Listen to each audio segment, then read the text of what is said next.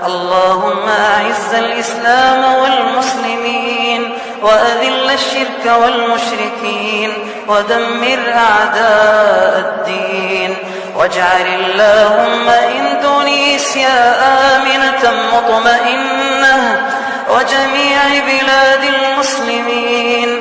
اللهم اجعل إندونيسيا آمنة مطمئنة وجميع بلاد المسلمين برحمتك يا أرحم الراحمين. اللهم صل على محمد وعلى آل محمد كما صليت على إبراهيم وعلى آل إبراهيم إنك حميد مجيد.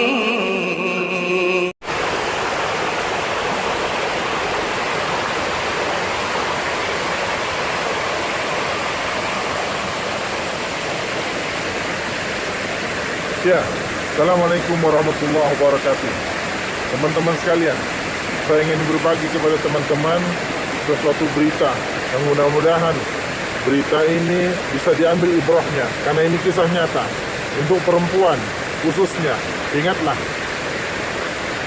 saya ditemukan atas izin Allah kepada seorang pasangan yang mana pasangan ini sudah menikah.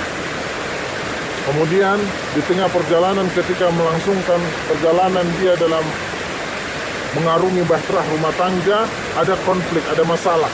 Apa masalahnya? Ingat, pada saat sebelum menikah, wanita ini mengetahui bahwa pasangannya ini adalah seorang LGBT atau homoseksual lebih tepatnya. Dan dia menceritakan kepada pasangannya ini bahwa dia ingin berubah ketika mau atau ketika setelah menikah. Dan dia berjanji. Dan hasilnya wanita ini menyetujui. Kemudian berlangsunglah pernikahan.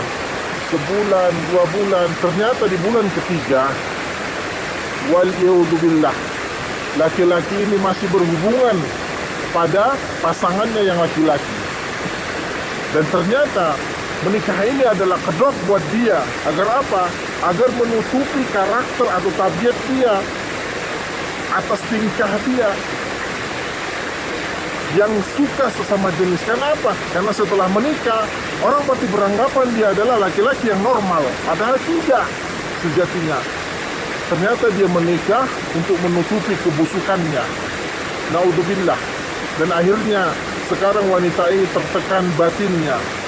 Kemudian waludzubillah tidak harmonis dalam berhubungan. Bahkan hanya sekali. Kemudian setelahnya tidak ada hubungan biologis lagi. Dan ini sangat disesalkan. Dan ini harus kita antisipasi. Ingat bahwa ketika kita memilih pasangan, ini bukan kita sedang memilih sesuatu yang kita tahu itu adalah yang membahayakan. Memilih pasangan adalah memilih pimpinan, memilih jalan hidup, memilih pilot atau masinis yang kita tahu kita berada di dalam suasana itu. Ketika kita diajak kemana, maka kita akan mengikutinya. Maka hati-hatilah dalam memilih pasangan. Dan ingat, pilihlah yang baik agamanya. Cari di dalam Islam, ya, dihalalkan ketika kita memilih laki-laki. Tanya tetangga sekitar, tanya DKM masjid, apakah laki-laki ini sholat subuh berjamaah?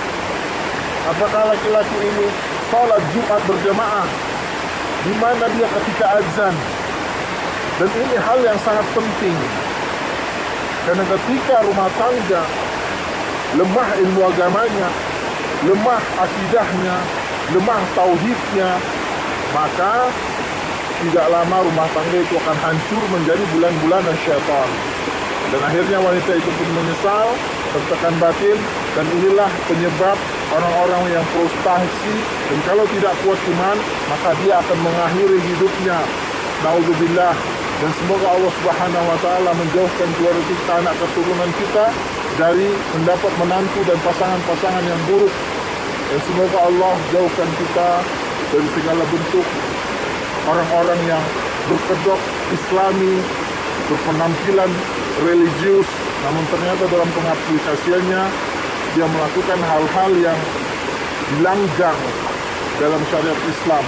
Banyak sekarang orang yang kita tahu dia ahli dalam agama, tapi dalam pengaplikasian, dalam bermuamalahnya, dia jauh dari sesuatu yang diberkahi oleh Allah Subhanahu wa Ta'ala. Arsadani Allah wa yakum.